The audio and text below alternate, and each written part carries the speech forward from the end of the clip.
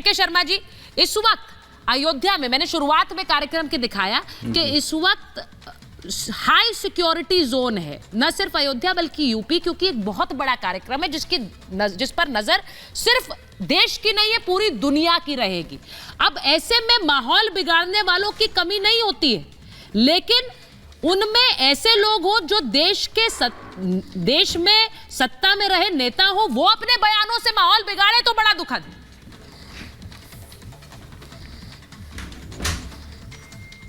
नहीं, देखिए सुचेता जी, यही दुर्भाग्य है इस समय। और मैं अपनी बात एक कविता की एक पंक्ति से करता हूँ, जो कहते थे कि जब नाश मनुष्य पे छाता है तो पहले विवेक मर जाता है। आज इस घमंडिया गठबंधन के, कांग्रेस सहित जितना घमंडिया गठबंधन के सदस्य हैं, आज इनका नाश बिल्कुल नज़दीक है, इसलिए ये अपना विवेक भी खो चुके हैं। और विवेक इस स्तर पे जाके खो दिए कि आप भाजपा का विरोध करते हुए मोदी जी का विरोध करें, वो भी ठीक, आप राष्ट्र का विरोध करने लगे, और राष्ट्र के विरोध की बात जो है भगवान राम का भी विरोध करने लग गए। यानी इतना विवेक इनका जो है नीचे यानी समाप्त हो चुका है। तो इनका नाश तो निश्चित है। इनके नेता खुद कहते हैं जो है डीएमके के कि भाई हमारा तो गठबंधन इस बात पे हुआ था कि सनातन का समूल नष्ट करना है, तो इसी के उस पर हमने तो किया था, इसीलिए आईएमएल ने पहले दिन ही प्रश्न उठाया निमंत्रण के समय कि कांग्रेस कैसे वहां पर जा सकती है, हमने से इसलिए गठबंधन नहीं बनाया है, कांग्रेस नहीं जाएगी, तो उन्होंने ब्लैकमेल किया। तो ये स्वाभाविक है कि इसलिए ये सारा मिलके, क्योंकि इनको एक बहाना चाहिए था, एक तरीका चाहिए था। वैसे भी इस घमंडिया गठबंधन के लोगों का नैतिक बल नहीं है कि ये उस मंदिर में जाएं। निर्लजता होगी तो बात अलग है कि उस मंदिर में जाएंगे, क्योंकि जिन्होंने भगवान राम की अस्तित्व का प्रश्न उठा दिया, जिसको काल्पनिक बता दिया, सुप्रीम कोर्ट में एफिडेविट तक जाके दे आए, और इसके बाद यही नहीं, ये पूछते थे कि वहां किस महल के किस कमरे में पैदा हुए, ये प्रश्न ये कांग्रेस के लोग पूछने वाले, आज किस मुंह से वहां जाएंगे, कैसे भगवान राम के सामने साक्षात खड़े होंगे। तो आज इनका जो ये रामद्रोही प्रवृत्ति है वो बिल्कुल स्पष्ट है, और ये तो हमें पता था कि ये नहीं जाएंगे। ये पहले छाती पीट रहे थे, हमें तो न्योता नहीं मिला, हमें तो न्योता नहीं मिला। हालांकि भारतीय जनता पार्टी कोई नेता देने वाली नहीं, ये देना था राम जन्मभूमि ट्रस्ट को। जब छाती पीट रहे थे, अब ये हुआ कि जब न्योता मिल गया तब ये कहने लगे साहब ये भाजपा आप लोगों ने तैयार की। अरे भाई वह भाजपा लिस्ट आप लोगों ने तैयार की है कि नहीं की है, पहले ये बताइए के शर्मा जी, लिस्ट आप लोगों ने तैयार की है, किस किस को न्योता जाएगा वो आप लोग तय कर रहे हैं? ये आरोप आप पर लग रहा है। आश्चर्य है सुशीता जी, आश्चर्य है। आप तो स्वयं आपके यहाँ से टीवी चैनल से रिपोर्टर भी जा रहे हैं, कौन वहां पर इन्वाइट कर रहा है? आप लोग का इन्विटेशन किसका है? उसी राम जन्मभूमि ट्रस्ट का है ना। बाकायदा आपने निमंत्रण पत्र में कहीं भारतीय जनता पार्टी का नामो निशान देखा है? 4000 से, अभी ये शंकराचार्य की गिनती कर रहे हैं, मैं कह रहा हूं कि 4000 से ज्यादा विभिन्न अखाड़े के लोग, महामंडलेश्वर, जगत गुरु शंकराचार्य, तमाम लोग वहां जा रहे हैं।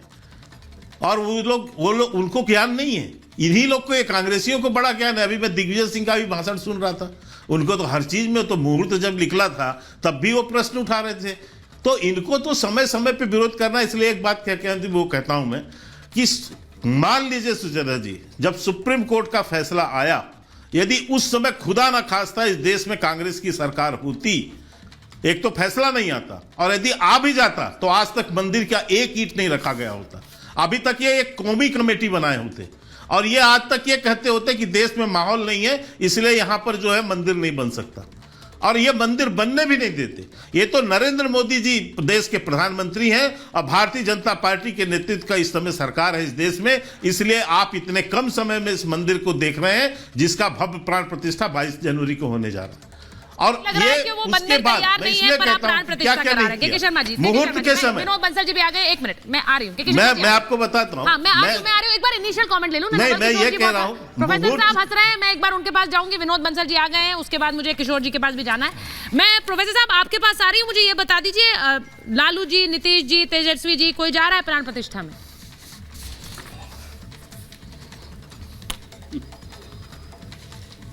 आवाज नहीं आ रही नवल जी की? नवल जी की आवाज नहीं आ रही है। नवल जी आप शायद म्यूट पर हैं, मुझे बताया जा रहा है। ठीक है, मैं आ रही हूँ, वापस आ रही हूँ नवल जी, आ रही हूँ। थोड़ा सा ऑडियो, आपका ऑडियो नहीं आ रहा है मेरे पास, पर मैं सीधे वापस आऊंगी आपके पास। विनोद बंसल जी, आपके पास आ रही हूँ। प्राण प्रतिष्ठा का दिन है। मैंने आज ये देखा, तस्वीरें दिखाई कि जहां पर मध्य प्रदेश में जहां पर राम यात्रा निकालने वाले भक्तों पर पत्थरबाजी हुई थी, वहां पर आज बुलडोजर चला दिया मोहन यादव जी ने। अब मेरा सवाल ये है कि इसको लेकर सवाल सिर्फ ये बनता है कि ऐसी तस्वीरें आने के बाद एक भय रहता है कि कहीं कुछ अप्रिय घटना ना हो, क्योंकि ऐसी एक तस्वीर हम देख चुके हैं, उसके चलते सख्ती है और पूरे यूपी भर में सख्ती है। लेकिन बयान ऐसे नेताओं के आते हैं, अब किशोर तिवारी जी के तो नेता बहुत पहले कह चुके हैं कि कहीं गोधरा जैसा कांड ना हो जाए, वो तो ये कह चुके हैं। अभी इनके कई और नेता हैं जो इस तरह के बयान देते हैं। पर मैं आपसे पहले पूछ रही हूं कि एक सिक्योरिटी को लेकर भी वीएचपी की एक तैयारी है, क्योंकि वो तो प्रशासन देखेगा, लेकिन आप लोगों को भी एक अलर्ट के रूप में आप लोगों को क्या बता रहे हैं? नहीं चित्रा जी, बहुत महत्वपूर्ण मुद्दा आपने उठाया है। देखिए, इसमें कई सारे समाज कंटक लोग भी हैं और समाजद्रोही लोग भी हैं और कुछ रामद्रोही भी लोग हैं। उनकी इच्छा और उनकी जो प्रकृति है और उनकी जो संस्कृति है या उनका जो काम करने का तरीका है, वो इस उत्पात के लिए सोच रहे होंगे। लेकिन जैसे जैसे उत्पात सामने नजर आ रहा है, आपको पता है सुचरिता जी, उसका निदान भी तुरंत होता जा रहा है। आप देखिए कि दो बार उनको राम जन्मभूमि के ट्रस्ट के नाम से पैसा बटोरने का कोशिश की थी, हमने तुरंत उसको नैप कर लिया। आज भी एक ऐप के माध्यम से हमें जानकारी मिली कि ऐप के माध्यम से लोगों को लूटा जा रहा है, ठगा जा रहा है। हमने इमीडिएटली उस पर एक्शन लिया। ठीक है, मैं आपकी टीम को कहूंगा जरा मेरी आवाज जरा इको हो रही है, ठीक कर देंगे जरा। हाँ, लेकिन मैं कहना चाहता हूं कि देखिए कि जिस तरह से मध्य प्रदेश के अंदर हुआ है, भाग्यनगर के अंदर जैसे हुआ है, ये सब चीजें जो है ना जी, ये जो है ना, इनके जो है अपने कुकर्मों के कारण जो है ये मारे जा रहे हैं। हम देखिएगा, हम तो बांटने जा रहे हैं, हम तो अक्षत बांट रहे हैं, सबको निमंत्रित कर रहे हैं, और ये हमारे ऊपर पत्थर बरसा रहे हैं। बताओ, कमाल की बात है। लेकिन फिर भी राम भक्त जो है ना जी, अपने काम में लगा हुआ है, वो लगा रहेगा। और जहां तक सिक्योरिटी की बात है, मैं चैलेंज करके कहता हूं, सबको आगाह करना चाहता हूं कि अब इस तरह का दुस्साहस दोबारा मत कर देना। ये कोई कांग्रेस की सरकार नहीं है भारत के अंदर, ये वो कम्युनिस्टों की सरकार नहीं है भारत के अंदर। ये सरकार भी सुदृढ़ है, स्ट्रांग है, और तो जनता भी जागरूक है और पल पल पर नजर रख रही है। कहीं कोई गलती कर मत बैठना, नहीं तो खामियाजा बहुत भयंकर भुगतना पड़ेगा।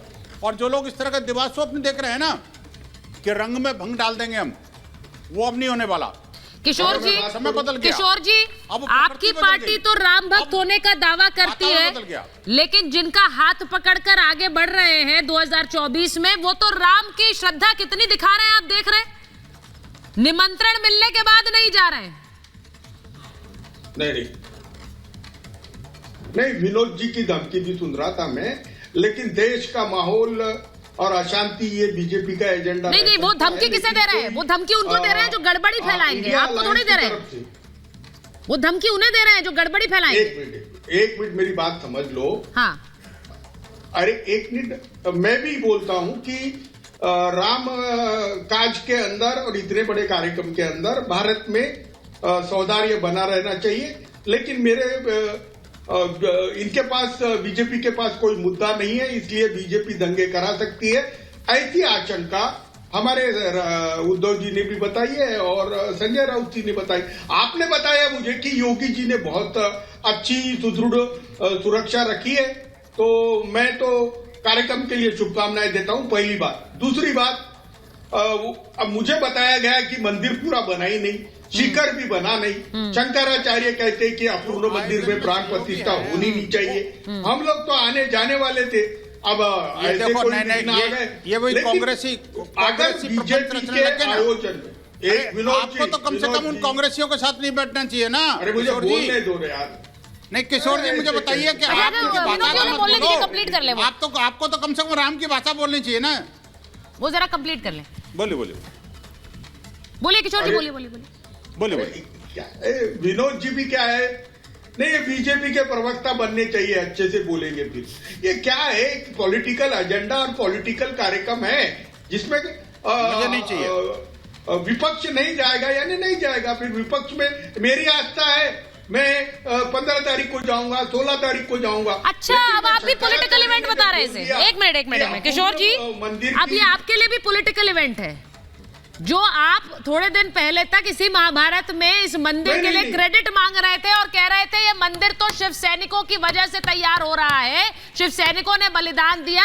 आज आपको भी ये पॉलिटिकल इवेंट लग रहा है, भगवान राम के मंदिर में प्राण प्रतिष्ठा होने वाली है। ये संगत का असर लग रहा है सर। हमको भी दरकिनार कर दिया ना, हमको ही दरकिनार कर दिया। हमको अप्रैल महीने में बनना चाहिए, राम इसलिए लग रहा है इनको, देखा ना, दिन होना चाहिए, पूर्ण मंदिर रहना चाहिए। अरे ये मुझे नहीं समझता, हमको ही दरकिनार कर दिया। नहीं एक मिनट, अच्छा दरकिनार कर दिया इसलिए पीड़ा चाहती है। नहीं ये गलत है, शहीद हमने हुए। हाँ ये गलत है, आप सही कह रहे हैं, मैं आपके साथ हूँ इसमें।